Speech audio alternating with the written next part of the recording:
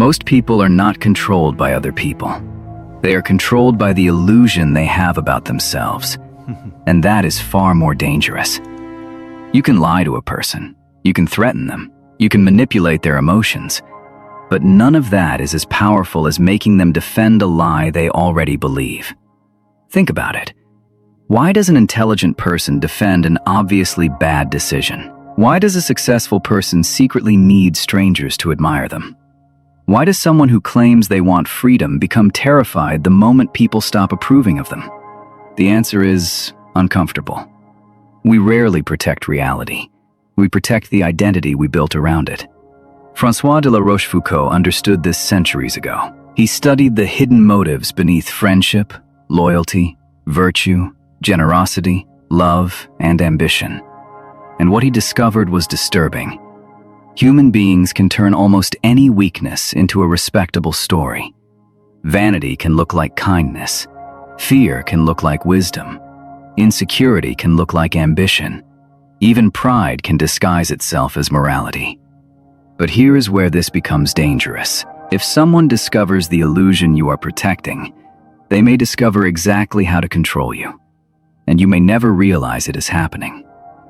In a moment, we will uncover the psychological weakness that makes intelligent people easier to deceive than they think. Then we will examine why your own ego may be protecting an identity that reality has already destroyed. And near the end, we will reach the most uncomfortable idea of all. The illusion you fear losing may be the very thing preventing you from becoming powerful. Because once you see what La Rochefoucauld was really pointing toward, you may never look at your own motives, or another person's motives, the same way again. The question is not whether you have illusions.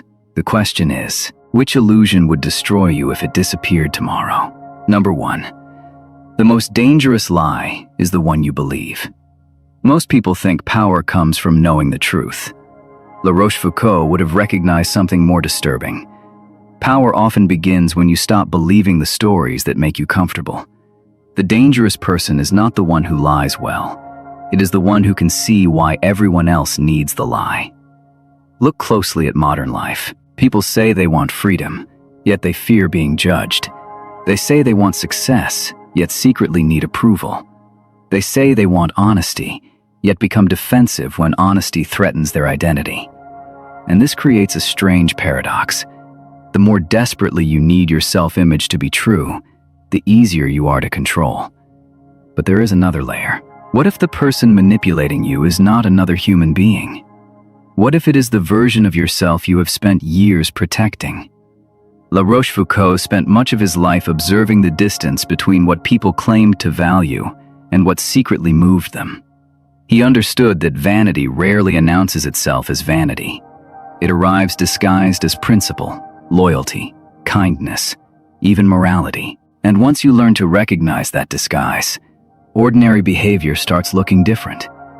A compliment becomes a negotiation. Silence becomes information. Outrage becomes performance. But the most unsettling illusion is still waiting beneath all of them. Number 2. People rarely see their real motives. Imagine a company executive announcing that every decision will now be based purely on merit. The room applauds. It sounds noble.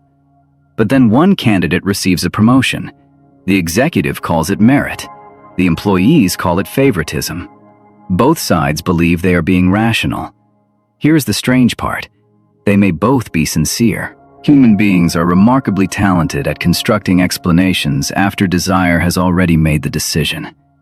We choose first, then we explain. Social psychology has repeatedly shown how easily people rationalize choices once they become emotionally attached to them. La Rochefoucauld's insight cuts deeper because he was less interested in what people said than in what their behavior revealed. Consider social media. Someone posts about living authentically. 5 minutes later, they check whether people approved. The post was about authenticity, but the emotional reward came from recognition. Neither statement needs to be consciously false. That is the illusion. Self-deception does not require a liar. It only requires a person who cannot tolerate seeing the machinery behind their own behavior. And this is where power begins to shift.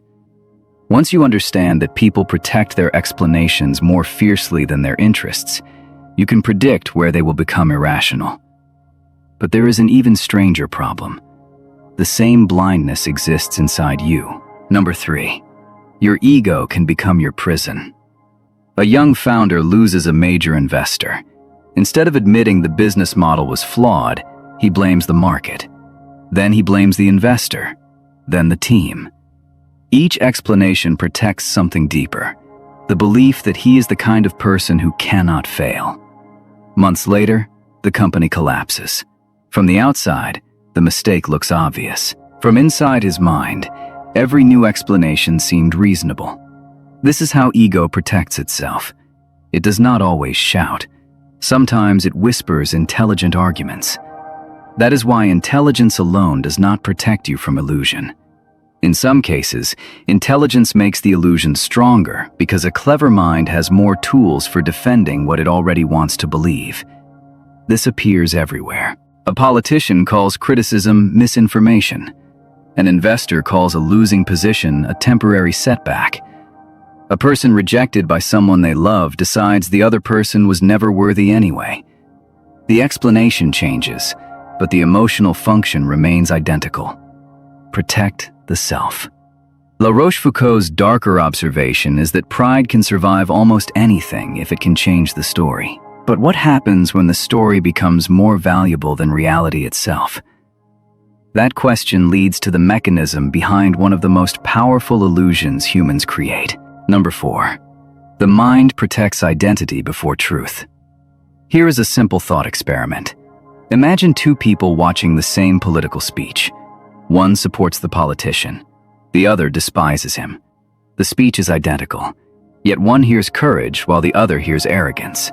Same words, different reality. We like to imagine that perception follows evidence.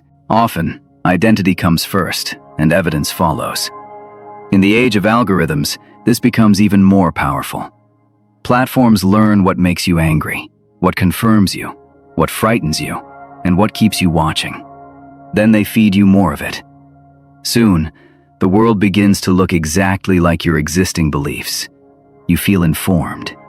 You are actually being mirrored. The illusion becomes invisible because it constantly agrees with you. And once people believe their perception is reality, disagreement feels like an attack on existence itself. This is why arguments online escalate so quickly. People are not defending information. They are defending identity. But now imagine something more uncomfortable. What if someone discovered exactly which identity you were desperate to protect? They would not need to control your behavior directly. They would only need to threaten the story behind it. And that brings us to a psychological experiment that exposes just how fragile certainty can be. Number 5. The experiment of the empty room. Imagine entering a room with 10 strangers. Everyone is staring at a blank screen. A researcher asks you to describe what you see. You say, nothing. Then the person beside you confidently says, I see a shape. Another agrees. Then another. Suddenly you begin looking harder. Your mind searches for the shape because everyone else seems certain it exists. After several minutes, you may begin convincing yourself that you see it too. Nothing changed on the screen. Something changed inside you. This is the terrifying power of social confirmation. Humans often use other people as evidence that their perception is correct. The crowd becomes a mirror. But mirrors can lie. This is why markets create bubbles, why rumors become accepted as facts, and why entire organizations can defend an obviously failing strategy for years. Nobody wants to be the first person to say, we are all wrong. La Rochefoucauld understood that self-love does not merely make people praise themselves. It makes them protect belonging, status, and the appearance of being right. And once you see this pattern, another question becomes unavoidable. If illusion is so deeply embedded in human behavior, how can anyone gain an advantage without becoming cynical?